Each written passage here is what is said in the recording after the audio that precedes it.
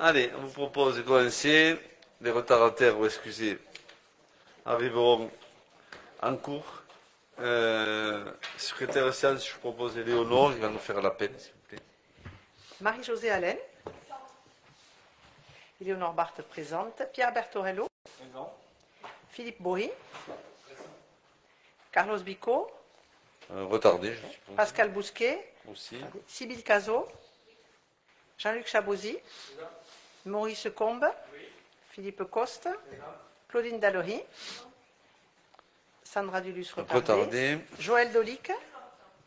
Florent Éveillard absent, donné pouvoir à Pierre Bertorello. Hervé Fournier-Fayas. Je pense retardé. Sandrine Fuster. Marina Garcia absente, a donné pouvoir à Philippe Coste. Laurent Guerre absent, a donné pouvoir à Elisabeth Michaud. Elisa Jouffreau. Fabienne Joyeux. Bruno Maury. Elisabeth Michaud. Philippe Plantade. Présent. Romuald Alphonse. Didier Robert absent, a donné pouvoir à Philippe Plantade. Alain Roux. Arnaud Sigu absent, a donné pouvoir à Carlos Bicot. Véronique Vidalin absente, a donné pouvoir à Fabienne Joyeux. Valérie Oued. Bien, allez, je vous remercie. On passe au procès. Oui. Oui, monsieur. Je m'excuse, monsieur le maire. Je voudrais répondre à la lettre que vous nous avez envoyée concernant Bency. Je peux vous faire une réponse là? Oui. Parce que, d'après ce que j'ai compris, le terrain a fait dans l'objet du courrier est mis à disposition d'un bénéficiaire. Qui c'est qui est bénéficiaire de ce terrain, je vous prie? Là, on parlait de l'entrée de ville, là, le courrier sur l'autoroute, les ASF, qu'on a rencontré et qui doit faire des efforts environnementaux et voir la hauteur. Enfin bref, on a conclu certains accords verbaux, mais il doit nous écrire aussi. Qui c'est, Fabienne, qui est... Eurovia, voilà, c'est ça. C'est Eurovia. Oui. Parce que ce que je constate éventuellement, c'est qu'il est ouvert en permanence, le chantier, ce qui veut dire qu'il peut venir des camions porter du matériau qui soit peut-être amianté ou autre. Et comme on est quand même à même pas 100 mètres de l'ERS, ça serait quand même regrettable qu'on ait éventuellement des... Je suis très sensible à l'ERS, vous savez. Oui, voilà, c'est pour ça que je vous le dis. Oui. C'est qu'à un moment donné, il ne faudrait pas qu'on se retrouve avec un problème... On va faire un courrier Eurovia, via aussi... Qui ferme le site quand ils n'y sont pas, parce qu'apparemment, personne ne contrôle les matériaux qui sont versés par les camions, là. Enfin, moi, on m'a dit qu'il n'y a aucun risque, il l'a écrit d'ailleurs. Ah oui, mais on après, sur le fait que ça soit ouvert, c'est vrai que ça peut poser problème. Je pense que c'est un site qui doit être contrôlé et surtout fermé le soir, la nuit et le week-end. Voilà. Okay. On va faire remonter, c'est une très bonne question.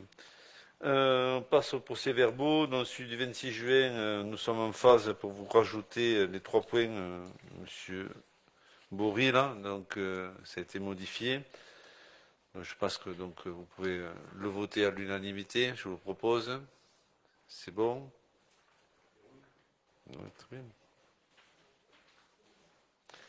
Et ensuite, sur le 25 septembre, bien sûr, on attend vos remarques.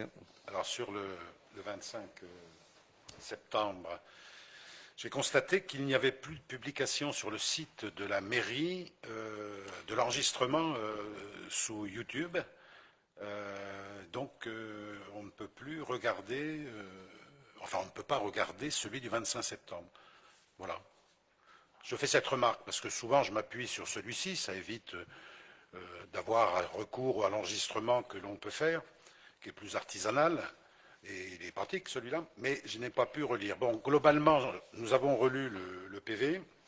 Bon, il s'avère que, exceptionnellement, nous n'aurions pas de modification sur ce PV.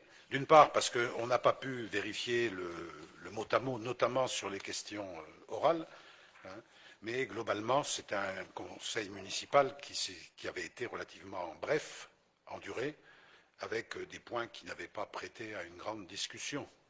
On va voir aujourd'hui. Voilà. Donc, on est favorable Donc vous au l'approuvez, PV qui nous est fourni. Vous voyez, on va vite là, on va gagner un Je conseil. trouve que des fêtes arrivent, c'est une bonne Oui, nouvelle. mais Ouais. c'est la fin de l'année. C'est un cadeau. Il ne que faut vous pas faites. s'y fier. Vous savez.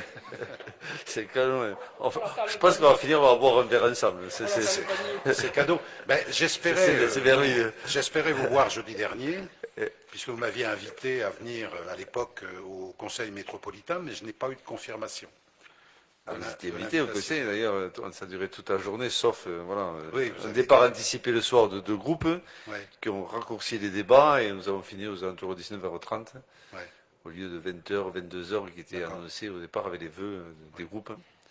Et après, vous auriez pu venir boire un café le matin. Oui, mais c'était vous ne m'aviez ouvert. pas invité, donc j'attendais une invitation Oh, en excusez-moi. bonne et due forme. Ouais. J'avais invité personne, c'était simplement publié. Bien, allez, on passe donc aux décisions. Je voulais intervenir Oui, monsieur Bourri. sur un sujet d'actualité qui nous concerne à Bruguière. Hein. Le 20 septembre dernier, il y a eu une réunion donc, des maires des communes concernées par une nouvelle sectorisation pour les collégiens, avec l'ouverture du collège de Castelnau d'Estrétefond à la rentrée 2024. Et donc une réunion a été organisée par le conseil départemental avec les maires. Alors on n'a eu aucune réflexion commune au niveau de la commune, et en particulier associant les conseillers de l'opposition depuis le 20 septembre, alors qu'on a eu un conseil le 25 du même mois, et on aurait pu examiner un peu la situation en commission enfance-jeunesse. Bon, ça n'a pas été le cas. Bon, on est sur une démonstration nouvelle de votre façon de gouverner qui, effectivement, fait l'impasse sur l'Assemblée communale. Ça par se rapport à gâte, des quoi. sujets. En effet, c'est très se gâter un peu. Voilà. Et pour contribuer aux décisions, puisque vous avez envoyé un courrier avec un point de vue de la municipalité, hein, mais pas de l'ensemble de la municipalité, puisque les 4 conseillers de l'opposition n'en font pas partie, semble-t-il, dans la façon dont les choses se sont déroulées.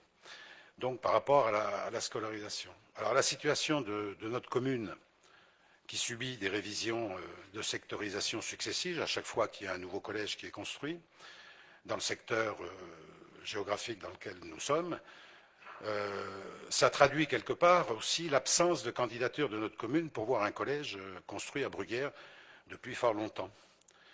Alors, si la candidature de notre commune a fait l'objet d'un projet dans un passé lointain maintenant, projet qui était pertinent, sur une implantation à proximité des installations sportives, mais projet non retenu cette fois-là par le conseil départemental, conseil général à l'époque, vous n'avez plus jamais candidaté avec votre majorité sur d'autres appels à candidature de collège. Donc on se retrouve ballotté d'un collège à l'autre à chaque fois qu'il y a un redécoupage des secteurs, et avec l'inflation, non pas budgétaire, mais avec l'inflation démographique, on se retrouve très souvent à revoir les secteurs géographiques. Voilà. Ce terrain qui avait été réservé à l'époque était bien situé, étant à proximité des installations sportives. Et au jour d'aujourd'hui, nous avons des constructions qui ont été faites et une extension de la partie commerciale, puisqu'à l'époque, il n'y avait que le Super U. Donc il va être beaucoup plus difficile pour aujourd'hui de trouver sur notre commune un espace adapté si jamais on voulait candidater. Bon, c'est une position tardive, hein, un peu à l'image de la construction tardive du deuxième groupe scolaire, qu'on peut souligner, c'est qu'il existe, mais tardivement, et donc qui nous a conduit et qui vous a conduit à ne trouver que des terrains qui ne sont pas nécessairement situés au bon endroit, hein, comme c'est le cas pour ce qui concerne le terrain sur lequel est construit l'école, sur un terrain qui est limité en superficie et en extension. Écoutez, là, je pense que vous faites une question diverse. Mais ce n'est pas une question diverse. Non, mais là, on c'est un voudrait point. critiquer le terrain. Voilà, écoutez, on vous écoute. Hein, c'était de façon très aimable. Hein. Essayez d'aller droit au but. Alors, je vais au but, là. Parce qu'autrement, on décale le conseil municipal. C'était pas l'objet. Bon, Je resitue pour. Essayez peut-être être plus succinct. Je resitue sur le plan historique pour ceux qui ne connaissaient pas cet aspect. Donc les enfants de Bruguière en âge d'aller au collège aujourd'hui sont une nouvelle fois en situation de compléter des collèges implantés sur les communes voisines. On se retrouve dès à présent, avec des projets de construction de nouveaux collèges en perspective, sur Aucanville peut-être, un deuxième collège. Voilà, donc si on revient à la rentrée 2024, on aurait certainement, et on est d'accord sur les propositions qui émanent de la part des parents d'élèves et de la part de la majorité municipale par rapport au fait de privilégier la possibilité de rattacher tous les élèves de Bruguière sur le collège de Gratintour, qui est le collège le plus proche, hein, et avec lequel il y a des liens depuis un moment. L'hypothèse du collège de Saint-Jory pose quand même quelques problèmes, notamment d'éloignement, mais surtout de possibilité de s'y rendre sans passer trop de temps en transport, puisque le chemin de l'Obit ne pourra pas être utilisé par un bus, puisqu'il est interdit à la circulation. Donc le statu quo qui pourrait être de dire on reste sur l'organisation actuelle, moitié Gratintour, moitié Castelginest, pourrait être effectivement une hypothèse qui pourrait être retenue si Gratintour ne pouvait pas être retenu en tant que tel, avec un engagement peut-être sur notre commune de faire avancer l'idée que les futurs collèges dont on aura besoin sur ce secteur, en incluant la réflexion sur des communes comme Aucanville, Fenouillet, Launaguet et bien sûr Saint-Alban et l'Espinasse qui n'ont pas de collège, de manière à pouvoir candidater cette fois-ci pour que nous puissions avoir un collège à Bruguière. Bon, voilà ce qui nous semblait intéressant de pouvoir évoquer, puisque c'est un sujet qui, depuis le 25 septembre, n'a pas fait l'objet de discussion ici en conseil municipal. Je rappelle que le conseil municipal n'est pas seulement qu'un lieu d'adoption des délibérations à l'ordre du jour. Bien, écoutez, on va pas faire un débat sur ça ce soir. Deux petits mots là-dessus. D'une part, vous m'avez eu au téléphone directement, hein, M. Bourri, et dans la foulée, vous avez reçu les documents qui nous avaient été proposés par visio par le vice-président du département. Et en même temps, je vous ai fait une copie du courrier que nous avions adressé à cette même personne. Donc une transparence totale et une réactivité à toute épreuve. Ce que je peux vous dire aujourd'hui, c'est que nous avons reçu aujourd'hui par courrier un courrier qui va dans le sens de la volonté de l'équipe municipale et des parents d'élèves et de la vôtre, ce que vous venez de dire, d'avoir un statu quo concernant la rentrée 2024. Voilà. Donc on a un écrit comme quoi Bruguière n'était plus du tout impacté par quoi que ce soit par rapport, je dirais, au fait d'aller à Saint-Jory ou ailleurs. C'est Saint-Sauveur qui ira à Saint-Jory, et voilà, il y a une répartition qui sera faite, et nous, à ce jour, les 4 saisons devraient aller vers Gratintour, l'école au plus près, le découpage qui est le leur, donc vraiment quelque chose de cohérent, et la partie basse des anciennes écoles, si on peut les appeler comme ça, les bruyères, vont sur Castelginest, voilà, avec quelques dérogations de part et d'autre en fonction des directrices ou des directeurs. Donc, on a été entendu. J'ai eu Victor de Nouvion samedi matin à 9h là-dessus. Je suis à 15h Sandrine Flores qui m'a annoncé la même chose. Et on nous a reçu un courrier officiel du vice-président ce matin, daté du 11. Voilà. Donc le débat, pour moi, il est clos. Et je ferai un courrier de remerciement au département en associant nos conseillers départementaux, puisqu'on a tous été écoutés et les actions de chacun ont été efficaces. Voilà. Je pense qu'on a réussi à faire entendre cette voix qui est la meilleure, la plus juste pour nos collégiens. Voilà, donc là-dessus. Oui. Il s'entend que c'est une situation d'attente, parce qu'on sait fort bien que les effectifs vont évoluer encore sur le secteur. Voilà. Et après, voilà, ils ont compris que nous étions très attachés à la sécurité aussi, au fait que aussi les bus puissent voilà, être dans les meilleures conditions possibles, et en matière de délai. Voilà. Tout ça a été bien pris en compte et bien défendu par tout le monde. Je pense que c'était un travail d'équipe. Hein. Je vous ai associé. Hein. Il y avait les parents d'élèves également et la commission d'Arnaud et les élus de la majorité. Voilà. Moi j'en avais parlé à Victor de Nouvion et à Sandrine Fleureus par rapport à l'avis qui nous semblait être le plus raisonnable. Et au pire, c'était le statu quo. Voilà, mais c'est ce qu'ils ont. Sachant que c'est provisoire. C'est pas le pire, c'est une situation qui convient également. Par rapport au projet qui était. Le mieux, c'était tout à Gratintour. Voilà. Le statu quo est une bonne décision. Le pire était aller à Saint-Jory, voilà, si on le met dans les trois sens. Quant au débat sur un collège, voilà, vous en parlerez avec la commission dans laquelle vous êtes, avec la commission d'urbanisme. On n'a pas de foncier. Bon, après, c'est un autre débat, je ne voudrais pas le faire aujourd'hui. Voilà. Voilà, donc un peu de foncier disponible pour accueillir un collège ou un lycée, comme vous l'avez évoqué. Bien, écoutez, maintenant on propose de passer aux décisions. L'attribution du marché des prestations de services transport collectif en quart d'enfants de moins de 3 ans à 18 ans, c'est le marché et des adultes pour les besoins réguliers et occasionnels de la commune de Bruguière. Donc on a reçu 2 offres pour ce marché, c'est le prestataire AL6 ALCIS basé à Balma, qui a été retenu, montant prévisionnel maximum 35 000 euros par an, soit 120 000 euros hors taxe pour 4 ans de contrat. Donc voilà, on a pris un prestataire pour 4 ans, qui est le ALCIS, AL6. Je ne sais pas si on dit comme ça. Est-ce qu'il y a des questions? Bien, sur la 24, mise en place de tarif à la billetterie promotionnelle pour les élèves de l'école de Bruguière. C'est la mise en place de tarifs promotionnels pour certains spectacles pour les enfants et les élèves de l'école de musique et leurs parents. Donc on a pris un tarif privilégié pour ceux qui sont à l'école de musique et pour leurs parents, bien sûr, pour pouvoir bénéficier de certains spectacles au Bascal. C'est toujours bon. Bien, je vous propose la 25, c'est la signature de convention d'occupation temporaire du domaine public du parking du Bascala pour la période du 9 octobre au 11 octobre. Donc c'est l'occupation du parking du Bascala pour M. Doucher, du 9 au 11 octobre, pour installer sur 400 mètres carrés une représentation automobile. Voilà, donc c'est une animation classique. Et ensuite, on a un peu la même chose tout à l'heure sur le cirque, mais on a d'abord la 26, qui est la signature d'un avenant d'une convention d'occupation temporaire du domaine public à Euronord pour la période du 2 octobre 23 au 2 novembre 23. C'est un avenant pour prolonger l'occupation du domaine public pour M. Lipenot à Euronord du 2 octobre au 2 novembre pour installer un food truck. Donc voilà, donc c'est de nouveau une convention qu'on vous propose. C'est déjà ancien, enfin, c'est ancien.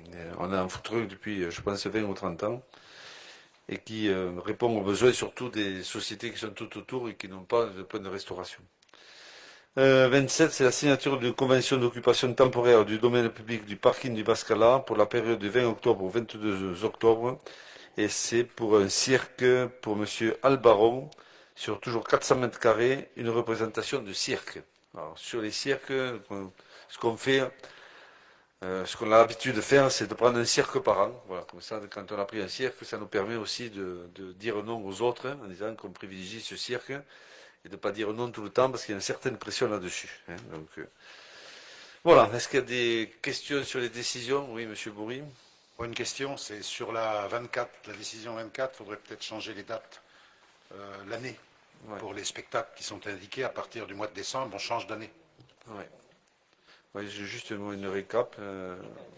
On va changer d'année, oui. Ok, pas de souci, merci. Allez, on passe au conseil municipal sur les points du conseil. Sur la première 76, signature de la convention territoriale globale, la CTG, avec la CAF de la Haute-Garonne. C'est Madame Michaud qui vous présente ces délibérations, peut-être la synthétiser, je ne sais pas. Oui, donc comme vous le savez, la mise en place de la CTG, Convention territoriale globale, nous a été demandée par la CAF en 2023. Suite aux différents axes de travail proposés, des fiches actions au nombre de 32 ont été élaborées, en partenariat avec les élus, mais bien sûr aussi les associations, les enseignants, les partenaires extérieurs tels que la MDS ou la CAF, au cours de différents séminaires et en tenant compte, bien évidemment, des réponses apportées au questionnaire qui avait été délivré à la population, pour lequel nous avions reçu plus de 600 réponses.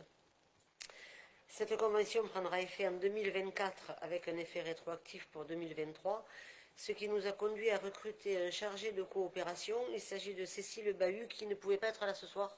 On vous la présentera ultérieurement. Elle est dans nos services depuis début octobre. Et là, donc, on nous demande de prendre cette délibération afin tout simplement d'autoriser Monsieur le maire à signer la convention avec la CAF, signature qui aura lieu ce jeudi 14 décembre à 17h30 au niveau de l'école des Bruyères. Voilà, je vous lis la délibération. Oui. Donc, vu le Code de la Sécurité sociale et notamment les articles L263.1, L223.1 et L227.1, vu le Code de l'action sociale et des familles, vu la loi numéro 82-213 du 2 mars 82 relative aux droits et libertés des communes, des départements et des régions, vu la loi numéro 2004-809 du 13 août 2004 relative aux droits et libertés des communes, des départements et des régions, vu le Code général des collectivités territoriales, vu l'arrêté du 3 octobre 2020 relatif à l'action sociale des caisses d'allocation familiale, la CAF, vu la convention d'objectifs et de gestion arrêté entre l'État et la Caisse nationale des allocations familiales, CNAF, vu la délibération de la Commission des aides financières collectives du Conseil d'administration de la CAF de la Haute-Garonne en date du 26 octobre 2020, modifié le 29 novembre 2021, concernant la trajectoire de déplacement des conventions territoriales globales, vu le projet de convention, vu les fiches actions, considérant que les caisses d'allocation familiale ont été créées pour apporter une aide à l'ensemble des familles, la branche famille a ainsi 4 missions principales. Aider les familles à concilier vie familiale, vie professionnelle et vie sociale, faciliter la relation parentale, favoriser le développement de l'enfant et soutenir les jeunes, créer les conditions favorables à l'autonomie, à l'insertion sociale et professionnelle, accompagner les familles pour améliorer leur cadre de vie et leurs conditions de logement. Considérant que pour mener à bien ces missions, les CAF collaborent étroitement avec les collectivités locales et plus particulièrement avec les communes qui sont particulièrement investies dans le champ des politiques familiales et sociales, considérant que la Convention territoriale globale est une démarche stratégique partenariale qui a pour objectif d'élaborer le projet de territoire pour le maintien et le développement des services aux familles et la mise en place de toute action favorable aux allocataires dans leur ensemble, elle s'appuie sur un diagnostic partagé avec les partenaires concernés pour définir les priorités et les moyens dans le cadre d'un plan d'action adapté. Véritable démarche d'investissement social et territorial, la CTG favorise ainsi le développement et l'adaptation des équipements et services aux familles, l'accès aux droits et l'optimisation des interventions des différents acteurs. Considérant que la commune de Bruguère et la CAF de la Haute-Garonne ont souhaité développer leur collaboration au travers de la CTG, considérant que ce travail a impliqué la réalisation de diagnostics partagés qui a permis de dégager plusieurs enjeux, le développement et l'optimisation des services aux familles, aux enfants, aux jeunes et aux parents, le renforcement de l'accès aux services, soins et droits en améliorant l'accompagnement des publics en fonction des besoins spécifiques, en rendant l'offre lisible et en créant les conditions d'une coopération transversale autour des acteurs et ressources du territoire, en animant le territoire et en trouvant des solutions citoyennes pour renforcer le sentiment d'appartenance au territoire. Pour répondre à ces enjeux, 4 axes ont été identifiés, qui sont ensuite déclinés en objectifs stratégiques puis en fiche action. Développer et optimiser les services aux familles, enfants, jeunes et parents, renforcer l'accès aux services, soins et droits en améliorant l'accompagnement des publics en fonction des besoins spécifiques, rendre l'offre lisible et créer les conditions d'une coopération transversale autour des acteurs et ressources du territoire, animer le territoire et trouver des solutions citoyennes pour renforcer le sentiment d'appartenance au territoire. Considérant que ce travail s'est fait de manière partenariale avec l'ensemble des acteurs du territoire, en sollicitant l'avis de la population à travers un questionnaire où plus de 600 réponses ont été récoltées, et en organisant des séminaires où élus, associations, corps enseignants, services municipaux et partenaires extérieurs ont pu travailler et échanger ensemble, considérant que le travail d'élaboration touche désormais à sa fin et que la convention entrera en vigueur dès le 1er janvier 2024, considérant que la commune et la CAF de la Haute-Garonne s'engagent à mettre en œuvre les moyens nécessaires pour atteindre des objectifs qu'ils se sont assignés, considérant que la convention est conclue par la période allant du 1er janvier 2023 au 31 décembre 2027, il est proposé au conseil municipal d'autoriser Monsieur le maire à signer la convention territoriale globale et tous les documents nécessaires à la bonne exécution de cette dernière. Signature qui aura lieu, comme je vous l'ai dit, donc jeudi prochain à 17h30. Bien, voilà. Merci. Est-ce qu'il y a des questions? S'il n'y en a pas, je propose de passer au vote. Donc, qui vote contre ou qui refuse de voter? Des abstentions? Tout le monde est favorable? C'est voté à l'unanimité. Très bien. C'est adopté. Je vous en remercie. Super Torello, autorisation d'engager des dépenses d'investissement avant le vote primitif de 2024, s'il vous plaît. Oui. Bien écoutez, plusieurs délibérations en matière de finances liées à la mise en place de la nouvelle instruction comptable, la M57, et une première délibération qui est plutôt un grand classique avec l'autorisation d'engager des dépenses d'investissement avant le vote du budget que nous voterons au mois de mars. Pour ce faire, si nous avons des choses à engager, il faut qu'on délibère sur le sujet.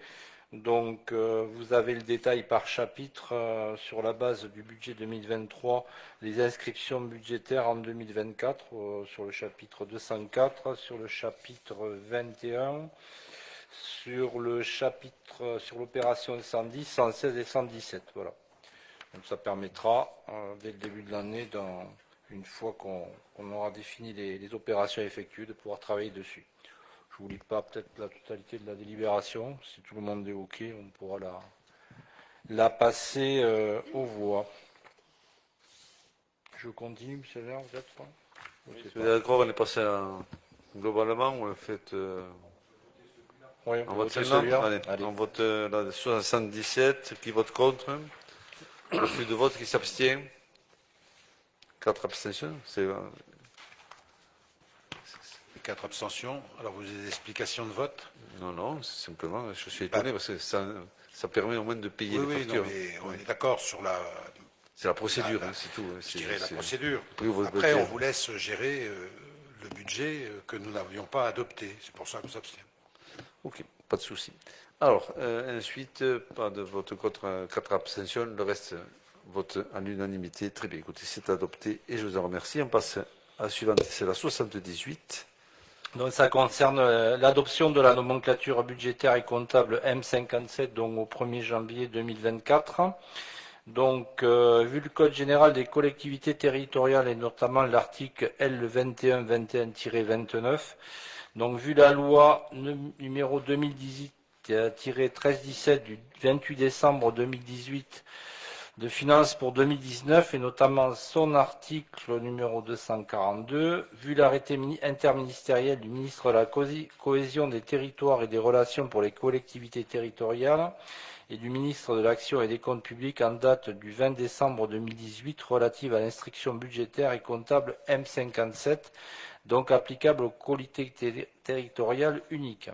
Donc vu l'article 106.3 de la loi numéro 2015-9941 du 7 août 2015 portant nouvelle organisation territoriale de la République, donc la loi NOTRe, qui dispose que les collectivités territoriales et les établissements publics peuvent, par délibération de l'Assemblée délibérante, choisir d'adopter le cadre fixant les règles budgétaires et comptables M57 applicables aux métropoles.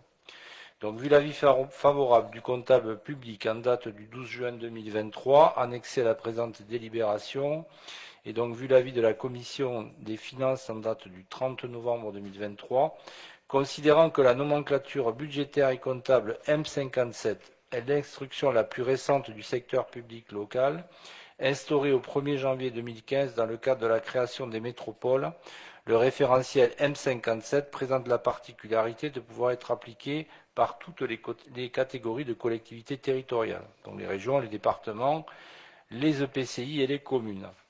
Considérant que le référentiel M57 étend à toutes les collectivités des règles budgétaires assouplies qui offrent une plus grande marge de manœuvre aux gestionnaires et notamment sur les points suivants. Donc en matière de gestion pluriannuelle des crédits, définition des autorisations de programme et des autorisations d'engagement, l'adoption d'un règlement budgétaire et financier pour la durée du mandat, vote d'autorisation de programme et d'autorisation d'engagement lors de l'adoption du budget, présentation du bilan de la gestion pluriannuelle lors du vote du compte administratif. En matière de fongibilité des crédits, faculté pour l'organe délibérant de déléguer à l'exécutif la possibilité de procéder à des mouvements de crédit entre chapitres. C'est un peu une nouveauté. Dans la limite de 7,5% des dépenses réelles de chacune des sections et à l'exclusion des crédits relatifs aux dépenses de personnel. En matière de gestion des crédits pour dépenses imprévues, vote par l'organe délibérant d'autorisation de programme et d'autorisation d'engagement de dépenses imprévues dans la limite de 2% des dépenses réelles de chacune des sections. Les mouvements sont pris en compte dans le plafond des 7,5% relatifs à la fongibilité des crédits. En matière d'amortissement, donc il est calculé au prorata temporis, ça c'est effectivement une nouveauté. Ainsi, l'amortissement commence à la date effective d'entrée du bien dans le patrimoine de la commune pour les biens de faible valeur, c'est-à-dire ceux dont le coût unitaire est inférieur à un seuil de 500 € et qui font l'objet d'un suivi globalisé, un numéro d'inventaire annuel par catégorie de biens de faible valeur. Il est proposé que ces biens de faible valeur soient amortis en unanimité en cours de l'exercice durant leur acquisition. Enfin, vous avez la liste en fait des nouveautés qui apparaissent sur la M57 et qui est appliquée maintenant par toutes les collectivités. Et c'est pour ça qu'on délibère. On va avoir plusieurs délibérations. On en a parlé. Le règlement budgétaire et financier qui définit les conditions de règlement et de préparation du budget et d'exécution. Et on fixe également des durées d'amortissement dans le cadre de cette nouvelle comptabilité. Voilà globalement. Voilà. Bien, est-ce que sur cette délibération, il y a des questions? Il n'y en a pas, je peux la passer au vote. Donc qui vote contre ou refuse de voter? Qui s'abstient? C'est voté à l'unanimité, c'est adopté. Bien, je vous remercie. On passe à la suivante, la 79. Le règlement budgétaire et financier. Donc le RBF, je vous passe les références, mais globalement, considérant qu'un règlement budgétaire et financier doit impérativement avoir été adopté avant toute délibération budgétaire relevant de l'instruction budgétaire et comptable, M57, soit au plus tard lors de la séance qui précède celle du vote du premier budget primitif relevant de cette nomenclature. Donc, considérant que le règlement budgétaire et financier a pour objet donc, de décrire les procédures de la collectivité, de les faire reconnaître avec exactitude et se donner pour objectif de les suivre le plus précisément possible, de créer un référentiel commun et une culture de gestion que les directions et les services de la collectivité se sont appropriés, de rappeler les normes et respecter le principe de permanence des méthodes, de combler les vides juridiques, notamment en matière d'autorisation d'engagement, d'autorisation de programme et de crédit de paiement.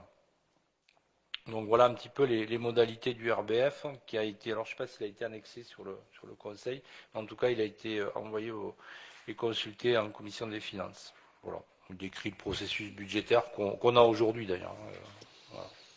Bien, est-ce que vous avez des remarques, des questions? Toujours pas. On peut le passer au vote, si on est d'accord. Qui vote contre ou qui refuse de voter? Des abstentions? C'est voté à l'unanimité. Bien, écoutez, c'est adopté. Merci. On passe au point suivant qui est la 80. Toujours M. Berthelot, fixation des modalités et des durées d'amortissement des biens à compter de la nouvelle année 2024. Oui, donc je vous fais grâce de la lecture de l'ensemble de la délibération, mais vous avez en fait le détail avec des comptes qui ont un petit peu changé, des catégories de biens amortis et des durées d'amortissement. On n'a rien inventé, hein. C'est la DGFiP et l'ensemble des collectivités qui appliquent cette nomenclature d'amortissement. Voilà, c'est un peu technique en fait par rapport au principe. Ok, toujours, est-ce qu'il y a des questions? Toujours pas.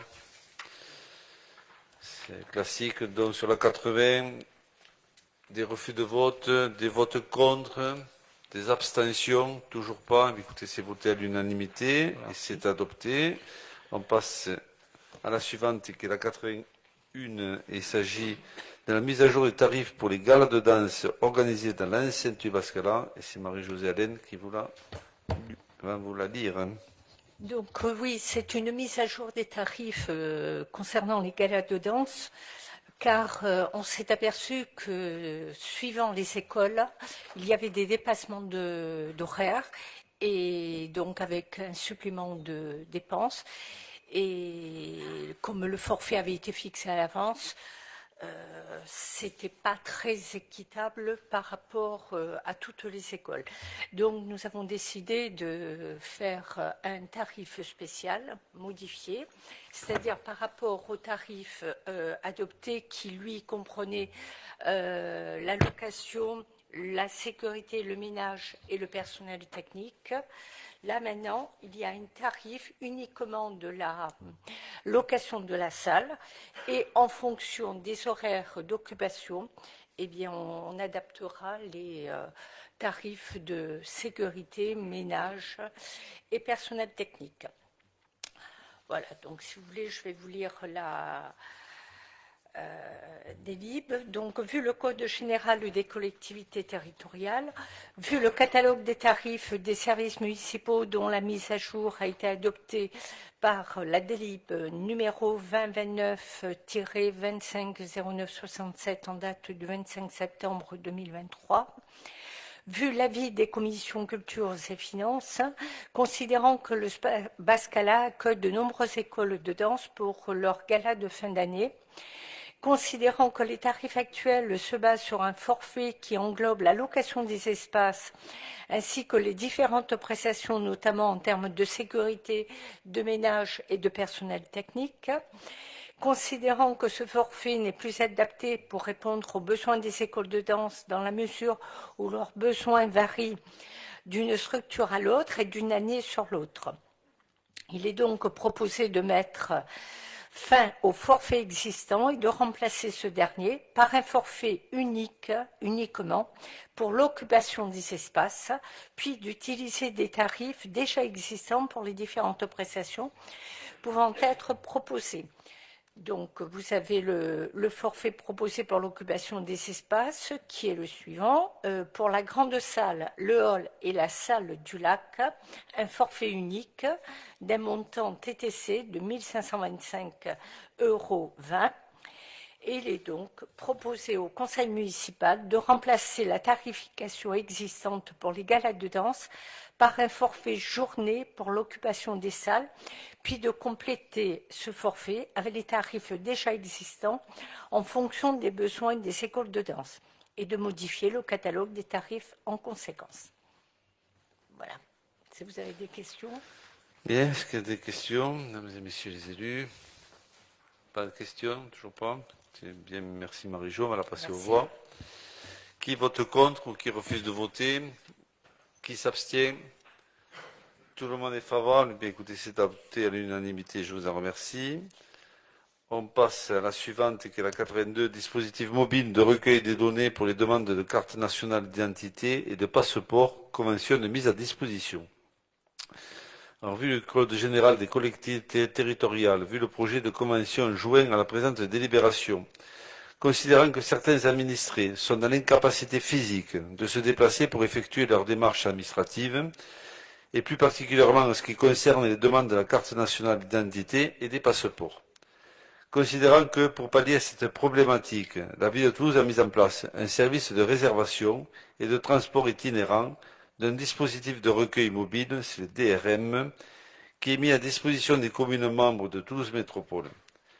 Plus spécifiquement, ce dispositif permet de délivrer des cartes nationales d'identité ou des passeports exclusivement au domicile des usagers, dans l'incapacité de se déplacer, en raison d'un grand âge ou d'une pathologie affectant leur mobilité en présence d'un handicap ou résidant en EHPAD. Considérant que pour pouvoir bénéficier de ce service, il est nécessaire de signer une convention à la ville de Toulouse qui prévoit les modalités principales suivantes. C'est la mairie de Toulouse qui assurera le traitement des demandes des Bruguérois et plus spécifiquement le déplacement au domicile de l'administré, donc c'est eux qui gèrent. Sur la prise en charge financière par la mairie de Bruguière, un forfait déplacement aller-retour d'1h30 est facturé 42 € par agent. Forfait déplacement dans la même commune, 30 minutes, c'est 14 € par agent. Et forfait enregistrement demande et remise du titre 30 minutes, c'est aussi 14 € par agent. Cette convention est conclue pour une durée d'1 an, renouvelable par tacite reconduction. Il est proposé au conseil municipal d'autoriser M. le maire à signer la convention telle qu'annexée à la présente délibération, ainsi que toutes les pièces nécessaires à sa bonne exécution. Voilà. Donc, bien sûr, pour toutes les personnes qui ne peuvent pas se déplacer, il y a un service, certes payant, mais qui permet à ces personnes-là, EHPAD ou avec des pathologies lourdes, d'avoir ces papiers à son domicile. Voilà. Et pour ce faire, il faut qu'on délibère.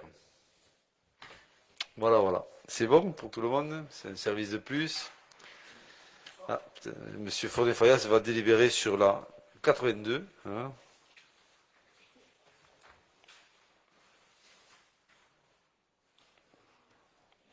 Voilà, donc sur la 82, qui vote contre ou qui refuse de voter? Qui s'abstient? C'est voté à l'unanimité, donc c'est adopté. Et je vous en remercie. Nous passons à la 83 et c'est M. Coste qui va vous parler, non pas de SDEG, mais un peu d'eau. Voilà, ça va changer un peu. Il y en a besoin, il y a besoin d'eau. Alors la 83, donc, c'est la convention d'occupation du domaine public pour la mise en œuvre d'une antenne de télérelève des compteurs d'eau. Alors vu le code général des collectivités territoriales, vu le projet de convention, vu l'avant-projet sommaire, vu la demande exprimée par Hauts-de-Toulouse auprès de la mairie de Bruguière sollicitant l'autorisation d'utiliser les supports d'éclairage du complexe sportif René Albus pour le déploiement d'antennes de télérelève des compteurs d'eau, considérant que ces équipements sont considérés comme des équipements utiles au service public de distribution d'eau et de ce déploiement dans l'intérêt général. Considérant qu'une convention est nécessaire pour arrêter les modalités d'utilisation des supports d'éclairage entre la commune de Bruguière et la société Birds, entreprise mandatée par Hauts-de-Toulouse. Je ne répéterai pas. C'est la société BIRDZ. Considérant qu'il est prévu que l'antenne de télérelève sera installée sur un mât d'un projecteur du terrain d'entraînement du complexe sportif René Albus, comme précisé dans l'avant-projet sommaire.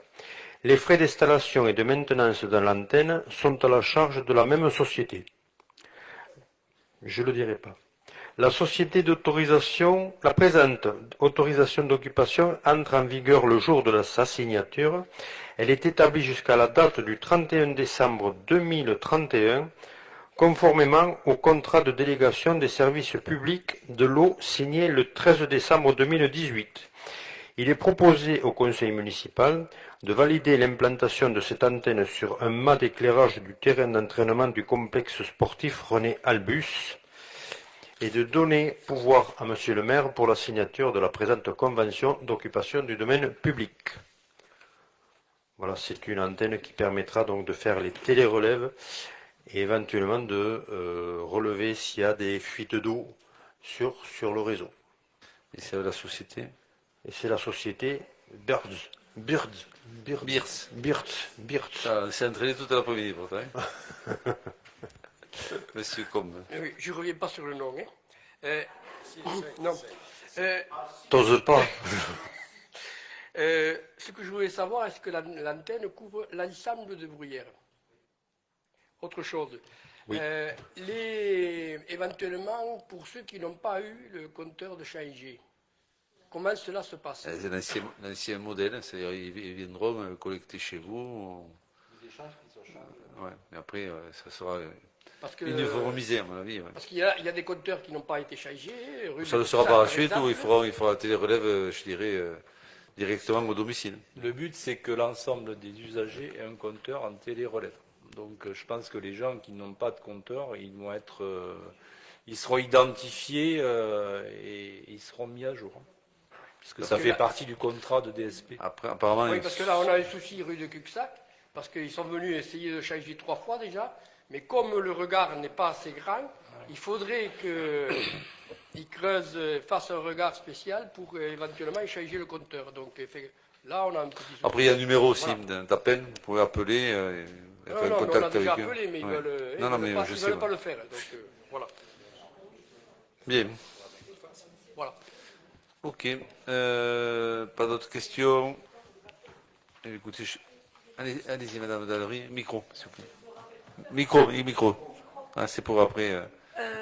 Je voulais savoir, c'est quand que les compteurs ont été changés? Parce que moi, je ne me souviens pas du tout qu'ils sont venus chez moi. Moi, ils sont venus, je ne sais plus. Ouais. Allez, ça fait 3 ou 4 ans. Moi, je dirais que 3-4 ans chez nous. Après, je ne sais pas s'ils ont fait toute la commune en même temps, mais On verra bien. C'est fiable au moins, ce système, c'est fiable? à 40%, oui. Non. Bon, Non, c'est fiable, oui. De toute façon, vous pouvez le contrôler. Merci. Après, vous avez un compteur qui est visuel. Après, avec la facture, vous pouvez toujours contrôler tout ce qui est, si c'est conforme, je dirais, aux chiffres que vous avez chez vous. Oui, oui, bien sûr. Moi, je pense que c'est fiable. Oui. Oui, merci beaucoup. Après, ouais. Excusez-moi, Ouais, Madame concernant Geoffroy. la puissance de ces antennes, elle est de combien?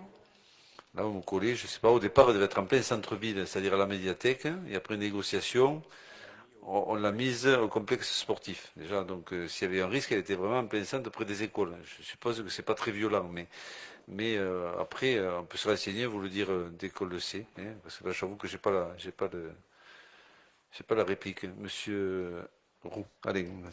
Je peux apporter peut-être un petit élément de réponse uniquement culturel et global. Hein. Certainement que le mode opératoire des télérelèves est sur la bande des 868 MHz. Donc c'est plus un problème de fréquence qu'il faut prendre en compte qu'un problème de puissance. Et dans cette bande-là, il n'y a aucun risque à vérifier.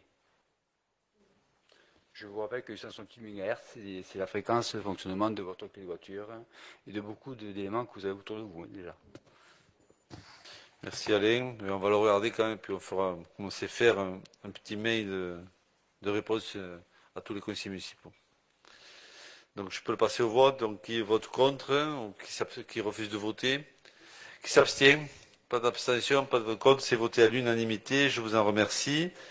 Fabien Joyeux qui va vous lire toute la délibération sur la 84. Même pas. Je vais vous parler de Granula. Donc c'est la société d'Anjan Exploitation qui décide de s'installer. Alors il s'agit de la commune de l'Espinasse et comme nous sommes dans un rayon de 1 km périmètre d'installation, la commune de Bruguière doit donner un avis concernant l'installation d'Anja Granula. Il s'agit c'est un projet qui se situe actuellement donc à l'Espinasse où il y a déjà la société Omnitravaux qui est une filiale du groupe d'Anjan. Donc ils vont agrandir l'exploitation pour y faire des granulats, des matériaux inertes à recycler et du matériel commercialisable. Ce sont des stockages de granulats et du sable recyclé. Voilà. Donc ils s'installent sur le secteur ils s'agrandissent, je vais dire plutôt, sur le secteur de l'Espinasse et nous devons pour cette raison donner un avis sur cette délibération que vous avez dû tous lire. Avis que donnera Saint-Alban et toutes les villes qui sont autour dans un périmètre d'1 kilomètre. Voilà.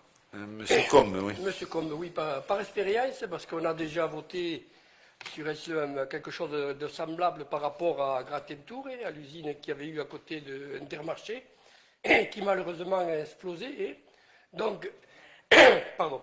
Effectivement, on est un peu plus sceptique par rapport à ça. Premièrement, parce que là, quand on a le chemin du parc qui est concerné, il s'avère aujourd'hui que ceux qui habitent le chemin du parc, ils n'ont pas vu l'enquête d'utilité publique. Il n'y a pas eu de panneau d'affiché. Ils nous ont téléphoné, ils se sont rapprochés, on les a eus, oui, personnes, je sais, mais et ils se sont rapprochés de la commune de l'Espinasse pour avoir les renseignements. Mais la commune de l'Espinasse, on leur a dit que le maire, il avait autorisé depuis le mois de mai, donc ce qui veut dire que là, maintenant, on est au mois de décembre, et que pour eux, éventuellement, là, ils ne sont pas très, contents de ce qui se passe, parce qu'ils auraient pu être avertis plus avant, et donc aujourd'hui, pour nous, on n'a pas envie de se retrouver avec ce qui s'est passé à Gratentour. Je vous dis de suite que nous, par rapport à ça, on ne votera pas pour. Hein. Je comprends ce que tu dis.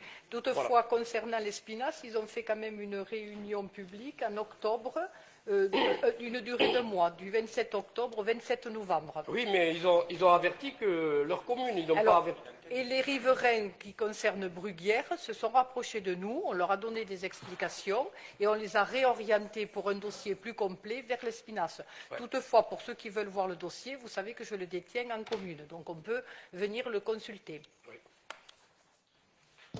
Oui. Une question d'ordre, si les communes limitrophes ont un avis négatif, que se passe-t-il? Un avis consultatif, ouais. C'est la loi, mais c'est un avis, quoi. Oui, c'est un avis. C'est la commune de résidence de l'entreprise qui a donné son avis acté favorable. l'installation et a donné les autorisations. Nous, c'est juste un avis consultatif que nous donnons. On devait avoir des nouvelles par rapport à ce qui s'était passé à Gratétour, on n'a jamais rien su. Moi, je n'ai jamais rien su non plus. Voilà, donc nous, je vous dis que par rapport à ça, on votera contre. Merci beaucoup. Monsieur le maire. Allez, on peut passer aux voix. Je lis un SMS d'Arnaud Ségu qui se félicite de la décision du département. Il me dit que c'est pas un statu quo. Il dit simplement qu'ils ont revu le découpage aussi. Donc voilà. Donc pour lui, c'est une avancée, ce que je trouve aussi. Donc, voilà. Il dit que c'est pas un statu quo, mais c'est que le conseil départemental a vu aussi le redécoupage. Donc sur le transport au collège, c'est mieux que ce qu'on avait. Donc, il y a une avancée. Je lis son SMS. Et je me vois, là, 84, qui vote contre, qui s'abstient, qui refuse de voter, 4 refus de vote, qui vote contre, qui s'abstient, personne, c'est voté et c'est adopté. On passe à la suivante, en remplacement de Marina Garcia. C'est Fabien Choyeux qui va vous lire la dernière, je crois, la 85. Oui, c'est ça. C'est une délibération que nous prenons chaque année concernant les ouvertures des magasins. C'est une délibération qui est déjà prise à Toulouse Métropole, en accord avec la CDC. Et nous vous la présentons aujourd'hui. Alors, c'est pour les ouvertures de 2024, bien sûr. Donc, cette année, le consensus pour les magasins inférieurs à 400 mètres carrés, c'est le 14 janvier, le 30 juin, le 1er décembre, le 8 décembre, le 15, le 22 et le 29 décembre 2024. 7 jours pour les magasins inférieurs à 400 mètres carrés. Pour les magasins supérieurs à 400 mètres carrés, c'est-à-dire les supermarchés pour nous, donc c'est les jours qui ont été retenus, c'est le 14 janvier, le 30 juin, le 25 février, le 24 mars, le 4 août et les 1, 8, 15, 22 et 29 décembre 2024. Et là, il y a 10 jours pour ces magasins. Ensuite, il y a le secteur automobile. Je ne pense pas que nous en ayons. C'est le 14 janvier, 17 mars, 16 juin, 15 septembre et le 13 octobre 24. Et les magasins d'ameublement sont concernés pour le 14 janvier, le 30 juin, le 1er décembre, le 8 décembre, le 15, le 22 et le 29 décembre 2024. Voilà. Bien, voilà, c'est classique, chaque année on a ces dates et on suit la métropole là-dessus. Ce qui permet à nos commerçants locaux d'ouvrir le dimanche ou l'après-midi, selon leur activité. Style Super U, ça peut être l'après-midi. Et d'autres, comme des caféinés ou autres, peuvent ouvrir ces dimanches-là, selon cette délibération. Voilà. C'est une tolérance sur le mois de décembre et de janvier. Est-ce qu'il y a des questions? C'est une délibération que nous prenons chaque année, depuis quelques années. Je peux la passer au vote. Donc, qui refuse de voter, qui vote contre, qui s'abstient, personne, 4 abstentions, pardon. Et le restant, vous le votez, donc elle est adoptée. Bien, l'ordre du jour du Conseil étant terminé, nous passons aux questions de l'opposition orale. Donc la première, circulation rue de la Salamandre, y compris à pied. Depuis de nombreuses années, les riverains de la rue de la Salamandre réclament la réfection des trottoirs et de la rue. Je confirme. Si la sécurisation de l'accès à cette voie sur l'avenue de Toulouse est réalisable, il n'est pas de même pour cette réfection devenue plus que nécessaire. Son coût semble constituer un obstacle. Comment assurer les déplacements des piétons sur ces trottoirs sans danger dans un premier temps? Merci de revoir les décisions que vous avez prises et exprimées dans le courrier d'information que vous avez adressé aux riverains le 15 novembre dernier, afin d'opérer cette réflexion avant qu'un accident ait lieu.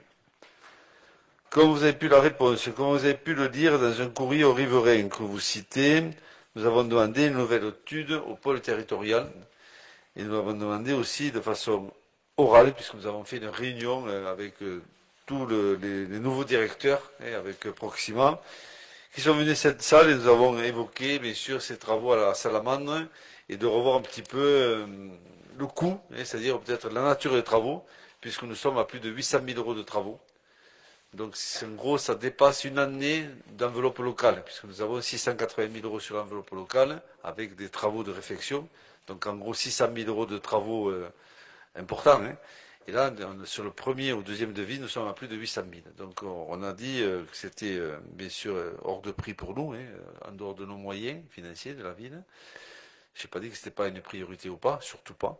Et on leur a demandé surtout de revoir la sortie ou l'entrée de ce lotissement et de le sécuriser dans un premier temps pour qu'on puisse faire une phase de travaux et voir si on peut phaser la suite dans les années qui viennent. Voilà, on attend des études complémentaires. Et à minima, parce que certains riverains, on a pu en parler avec eux, ça serait un minima, le déplacement à pied est quand même assez hasardeux sur ce trottoir où il y a des trous, il est accidenté. Au moins refaire le trottoir, si ce n'est à neuf, faire en sorte qu'on puisse y marcher sans danger. Bon, l'idée, voilà, c'est une petite intervention qui devrait de pas revoir des petits travaux de remise en état, voilà. Sans parler de travaux colossaux qui sont de nature à être vraiment importants. C'est très large. Il y a beaucoup de trottoirs, en même temps il y a beaucoup de routes. Voilà, c'est un lotissement qui est très aéré et qui nécessite vraiment un coût un peu exorbitant. Mais Philippe Gros se fera noter au moins de refaire les trottoirs, s'il te plaît. Ouais. Qu'on peut rajouter également, c'est qu'il y a un gros problème de pluvial sur cette résidence, donc il faut reprendre tout le pluvial. Donc voilà, ça va engendrer certainement d'autres dépenses, il y aura certainement un enfouissement de réseau aussi à faire. Voilà, c'est pas des petits travaux sur la salamandre, c'est pas des petits travaux. Monsieur le maire a annoncé 800 000 euros, plus après le pluvial, certainement l'assainissement, il y a énormément de travail sur cette résidence. Donc ça dépassera les 800 000 euros, si on veut faire tout ça, et c'est logique de vouloir faire. Après, s'il y a une réflexion temporaire, pendant un certain temps, d'entretien du trottoir. Pas temporaire, mais partiel, on peut faire des travaux. Partiel, on peut mettre 50 ou 100 000 euros peut-être, de voir si ça peut... Il faut voir quel est le coût, si le coût est... On va le phaser, on a demandé une étude complémentaire, et en même temps de décaler l'entrée et la sortie, pas le rond-point, il n'y en a pas, mais je dirais, l'îlot central, de façon à le décaler, enfin on va voir une façon de sécuriser cette sortie ou cette entrée de lotissement. Candidature pour l'implantation d'un lycée, ça revient à votre première question tout à l'heure, on a répondu, pour l'instant on n'a pas de foncier permettant ça, et avec les NAF, on n'en aura pas du tout. Pardon, monsieur le maire, on peut présenter un terrain éventuellement. Non, c'est de l'ENAF, on ne peut pas. Pardon? On ne peut pas. Et pourquoi on pourrait pas? Parce qu'on ne peut pas utiliser de l'ENAF. Vous verrez que sur la carte de la future carte en cadre PLUH, ça vous contraint énormément en matière de construction. Et vous le verrez bien, on essaie même d'avoir une réserve foncière pour nous, mais qui est vraiment très compliquée à avoir. Il n'y a pas que les NAF aussi, il y a les jonquilles, il y a les oiseaux, enfin, nous avons aussi les grenouilles, une végétation très riche qui nous pénalise, et vous verrez, j'en rigole, mais c'est hyper contraignant. Oh, mais moi, on a le terrain du haut, pour ne pas dire que je dois avoir Annette Lignot dans les jours qui viennent, le terrain au-dessus du bois, qui pourrait éventuellement être envisagé comme un terrain de réserve foncière communale, sans aucun projet, attention, on n'a jamais dit qu'on construirait, mais ce terrain-là est à 3/4 impacté par des jonquilles, c'est ça, et quoi, Fabienne? Les fleurs. Je sais pas. Je pensais à d'autres fleurs, mais les jonquilles, bon, c'est pas grave. Et on vous montrera, voilà. Parce qu'on pourrait s'associer avec d'autres communes par rapport à ça. Mais les autres sont aussi impactés que nous, voilà. Oui, mais non, parce que finalement, pour aller au lycée, quand on voit l'augmentation de la population dans le nord toulousain, on s'aperçoit quand même qu'il faut aller à Fronton ou à Toulouse, éventuellement. Et donc, à court terme, on va se retrouver avec des... Je crois savoir que des villes comme Castelnau et Saint-Jury sont demandeurs aussi, pourraient accueillir oui, mais on n'a pas accepté Saint-Jury pour les collèges, on ne va pas accepter pour le lycée. C'est le problème. Quand vous allez à Toulouse-Lautrec, c'est moins contraignant d'aller à Saint-Jury qu'à Toulouse-Lautrec. Enfin, oui, le débat n'est pas là aujourd'hui, mais Les collégiens, c'est différent des lycéens, à mon sens. Oui, parce qu'au lycée à Saint-Jury, c'est privé quand même, il faut payer. Non, mais je parle d'un lycée public, de la région. Voilà. Ok. Je ne parle pas d'un lycée privé. Là, c'est pas le même débat, mais on ne l'a pas. Moi, je vous réponds qu'à ce jour, on n'a pas de réserve foncière, on n'a pas fait de demande officielle, voilà, pour accueillir, le cas échéant, un lycée ou un collège. Travaux de construction immobilière, avenue de Toulouse, de stationnement et de trafic des poids lourds intervenant sur les chantiers de construction avenue de Toulouse, présente un caractère gênant, voire dangereux. Il serait utile d'intervenir afin que la circulation sur cette voie ne soit pas perturbée. Qu'en pensez-vous et que comptez-vous faire? Notre réponse, la police municipale intervient régulièrement pour assurer la fluidité de la circulation et la sécurité. L'élu et le service urbanisme sont en lien régulier avec le promoteur, ce qui est le cas. Environ tous les 2 jours. Et dès qu'il y a un souci, je peux vous garantir que le matin à 8h15, Fabien Joyeux, jeudi, voilà, nous aussi on y passe, on est attentif au nombre de camions qui stationnent, parfois il y en avait 14 l'autre jour, voilà. Donc on a appelé le chef de chantier et le directeur, on a fait passer la machine pour nettoyer les trottoirs et la voie tout de suite, voilà. C'est les travaux de début et après ça devrait être moins impactable. Oui, simplement pour y être passé plusieurs fois, le matin, tôt, quand il y a beaucoup de circulation, c'est quand même à la limite du danger pour un piéton, hein, puisqu'il est obligé d'aller sur la chaussée. Ça, c'est un premier point. Peut-être pourrait-on demander aux promoteurs et aux chefs, aux responsables du chantier, de faire en sorte que ces camions rentrent dans le chantier, puis après ils se débrouillent à l'intérieur. Peuvent pas, il y en avait 13 ou 14. J'ai demandé, monsieur, stade, ils ne peuvent pas. Il faut qu'ils organisent le chantier pour pas avoir 14 camions qui attendent pour ramasser la terre. Voilà, c'est exceptionnel, je pense qu'il y a eu, pas encore grosse circonstance, mais bon, 14 camions qui arrivent sur un chantier, je dirais, moyen comme ça, c'est exceptionnel. Et après, c'est au début, d'ici 8 ou 15 jours, ils auront fait, je dirais, le nécessaire, et il y aura moins de stationnement. Voilà. C'est un peu comme les AGECO à côté chez Jean-Luc, ils devraient les sortir en septembre, c'est ça Jean-Luc. Oui. Voilà. Il faut le temps, voilà. Et parfois, il faut être patient. Oui. Oui. Il y a le franchissement dans la ligne blanche. Oui, si nous arrive un pépin, et on est quand même en tort. Oui, mais j'entends que c'est un secteur dangereux qui est central, voilà, et malheureusement, on a subi toutes ces conséquences. Mais croyez-moi, les services et la police, ils sont très attentifs, ils sont pratiquement tous les jours. Voilà, il y a une pression sur le promoteur et sur le chef de chantier, et qui sont à l'écoute quand même, voilà. Ils sont, voilà, ça se passe relativement bien, ils interviennent rapidement, ils appellent, voilà, il y a des échanges à la ville, hein. Bien, on passe à la suivante, qui est la 4, bulletin d'information de tous les Bruguérois. Nous souhaitons connaître le nombre de bulletins édités pour la diffusion du dernier numéro et le coût de l'impression. Alors, nous avons édité 3100 exemplaires de Bruguère Info pour 2380,40 € TTC et autant de gazettes du CCS pour 517 €, soit un total de 2897,40 €. Ce tarif comprend l'encartage et la mise sous blister. La distribution est assurée par les élus de la majorité, comme vous le savez, que je remercie vivement tous. Ils se font une joie pour leur implication et ne représentent donc pas de coût pour la collectivité. Donc, voilà. Et nous avons aussi à l'étude, puisque nous avons dans la CTG, il y a une fiche ou deux, vous avez participé, qui doit réfléchir sur améliorer la communication et peut-être voir si ce bulletin municipal a toute sa place, ou voir si certaines personnes préfèrent privilégier Internet ou autre. Donc on va réfléchir aussi de façon à réduire considérablement le nombre de bulletins, parce que je ne pense pas que tout le monde le lise, très honnêtement, mais voilà. Donc on réfléchit à ça et on réfléchit à voir comment, avec la personne que nous avons embauchée, on améliore aussi le site Internet. Voilà. Donc il y a une grosse réflexion sur la com actuelle, dans le cadre de la CTG. Et bien sûr, ça aura un impact très fort sur le bulletin municipal, mais si ce n'est que le coût est vraiment réduit, et on compte vraiment le minimum de bulletins municipaux à commander, de façon à être le plus juste possible. Parfois, on s'en passe 3 ou 4, on n'a pas fini la tournée, pour ne pas qu'il nous en reste 50, 100 ou 200. Il n'en reste pratiquement plus. Voilà. Vous avez dit 3100, c'est ça, ou 3100 exemplaires. Il y a des endroits où on n'en met pas parce qu'il n'y a pas d'habitation. Enfin, il n'y a pas de gens qui sont dans les appartements. Nombre d'habitants à ce jour et projection, eu égard au nombre d'opérations immobilières réalisées ces 2 dernières années, notamment, est-il possible de connaître l'estimation du nombre d'habitants de notre commune à ce jour et la projection pour les 3 prochaines années? Donc je vous garantis que ça va stagner pour les prochaines années.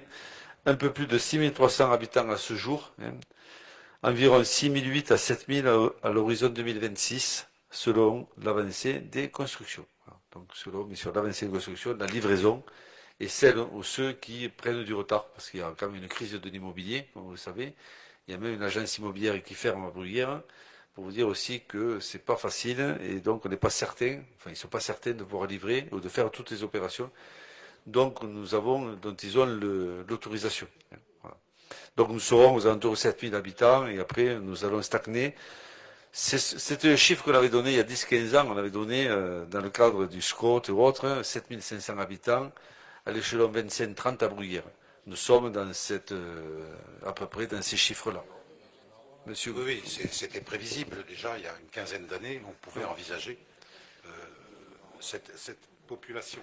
Mais est-ce que au niveau des constructions, le PLUIH est encore en phase de consultation possible, on est sur des changements radicaux des zones de construction, avec des passages en zone R+1 vers R+2. Est-ce qu'on a quelques éléments de tendance? Concernant la hauteur des constructions sur Bruguière, aujourd'hui nous n'avons pas modifié. Le centre-ville sera toujours à 9, hauteur 9, et le contour là, ça sera toujours 7. Voilà. On se voit mal modifié. C'est 9 mètres, c'est 2 étages. Voilà. C'est la caisse d'épargne. Voilà.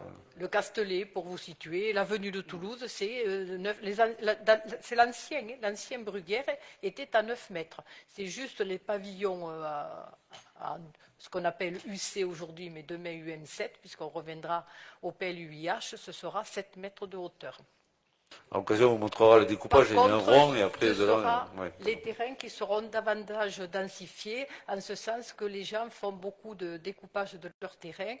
Est-ce qu'à l'époque, les gens qui avaient 2000 mètres ou 1500 mètres carrés, maintenant, on s'est aperçu qu'ils achetaient 400, 500 mètres carrés. Voilà, aujourd'hui, c'est ça. Il y a un nombre d'opérations privées qui se font, les promoteurs, alors peut-être moins là depuis quelques mois, on va dire, mais faisaient la chasse aux maisons à récupérer en groupant et en abattant pour construire. Et depuis 5-6 mois, on n'a plus d'appel de promoteurs. Et même ceux qui sont titrés, c'est-à-dire qui ont déjà même le permis, certains sont titrés, d'autres ont le permis, ils ne viennent pas pour débuter les constructions. Certains sont aussi, avec les propriétaires terriens, font des accords qui repoussent l'échéance jusqu'en 25-26. Voilà.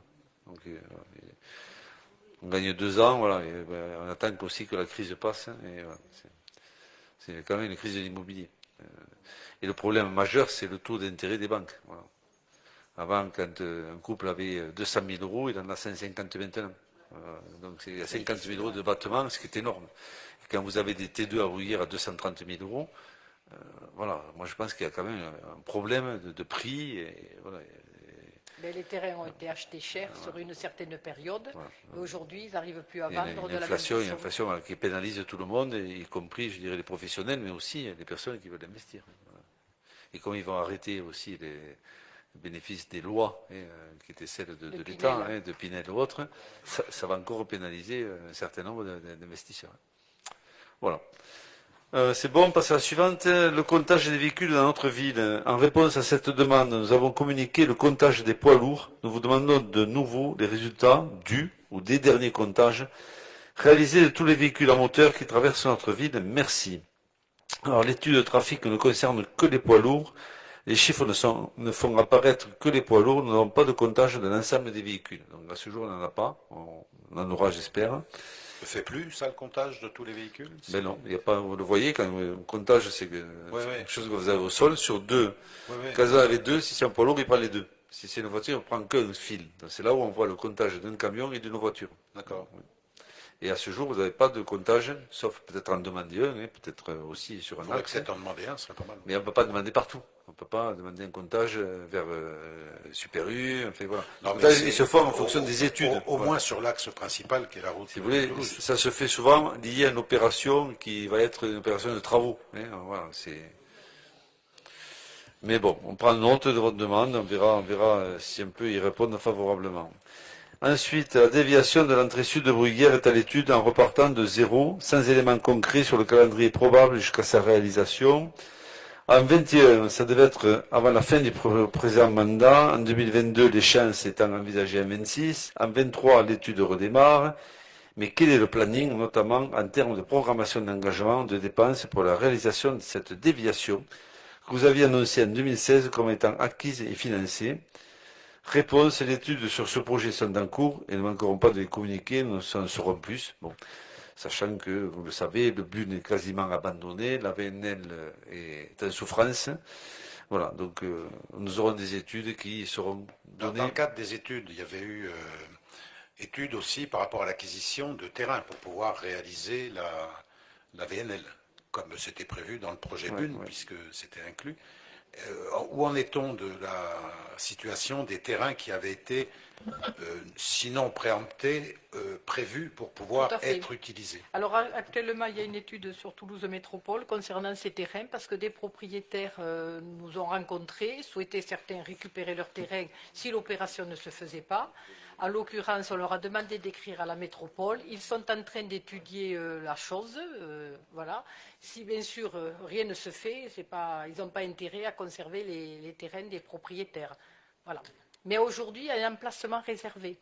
C'est pour ça qu'on ne peut pas le retirer. On est en train d'écrire le PLUH. S'il n'y a pas d'utilité, on va retirer les emplacements réservés sur l'ensemble de ces terrains.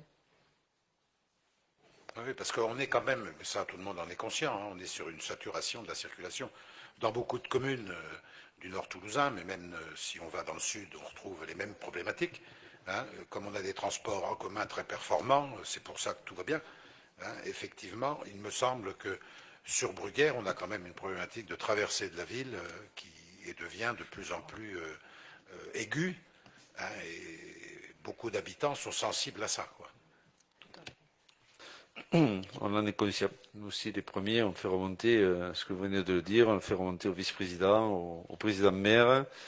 Voilà, les constructions se font de plus en plus sur Boulogne, Saint-Sauveur, et on est en une traversée de ville qui, voilà, même dans les lotissements, il y en a qui arrivent de CP, ils coupent par un mot, par les coteaux ou autres, pour rejoindre la bas des villages, pour prendre l'autoroute. Voilà, on a une transversalité. Une circulation qui est importante, mais vous l'avez bien dit, elle est partout.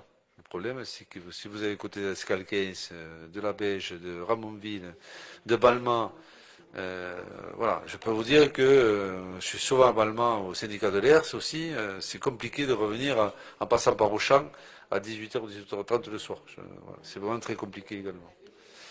Bien, écoutez, le conseil municipal est terminé, je vous en remercie. Oui, monsieur Combe. Oui, sur la route de Gratentour, il y a des poteaux de téléphone qui sont tombés. C'est sur la partie de Bruyères. On sait ce qui s'est passé éventuellement? Oui, c'est pas ce côté Villemur, Philippe, non?